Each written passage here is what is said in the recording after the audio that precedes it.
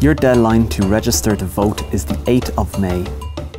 The public will soon get the chance to vote to either repeal or retain the 8th Amendment of the Constitution, which currently bans abortion except in very limited circumstances. It's a complicated issue and we're not going to get into that right now, but first you need to make sure you're able to vote on May 25th. Firstly, you must have an Irish passport. In other votes, British, EU and non-EU citizens are eligible to vote, but not in a referendum. You must also be 18.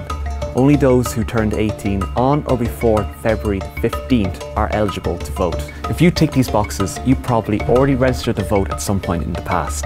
Figuring out whether you did is very straightforward. You need to visit checktoregister.ie and input your details there. But be warned, it's not a foolproof way to make sure you're registered to vote. There's a range of reasons why your details may not be coming up, so don't panic. For example, if you recently updated your details, they may not appear immediately.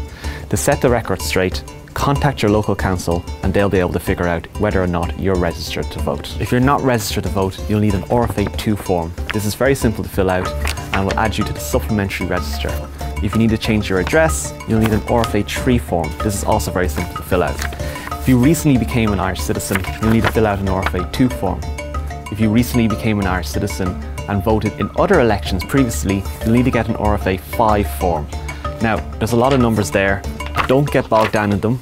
If you go to checktoregister.ie and click application forms, you can download them all from there. You can also get them from your local library, post office or Garda station. All of these forms need to be brought to your local Garda station to be stamped and returned to your local council before May the 8th.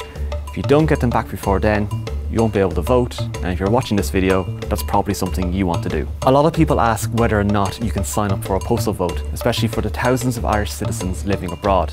Unfortunately, in most cases, that is not possible, but there are some exceptions. The straightforward cases are for full-time members of the Defence Forces and Gardaí. Irish diplomats and their spouses working abroad can get postal votes as well. In some other situations, you may be eligible for a postal vote. If due to disability or illness you're unable to get to your polling station, you'll need to get a PVS1 form. If due to your occupation you're unable to get to your polling station, you'll need a PVS2 form. In some cases, students living away from home but still in Ireland may be eligible for a postal vote using the PVS2 form. However, for all of these cases of postal votes, we highly recommend that you contact your local council, as situations can vary from person to person. Prisoners are also eligible to vote and receive a special set of application forms from prison authorities. Those living in hospitals, nursing homes and similar institutions can also vote. They will need to fill out an SVS1 form. Your application for a postal vote must be received by your local authority by this Saturday, April 28th. That should answer any questions you have about registering to vote.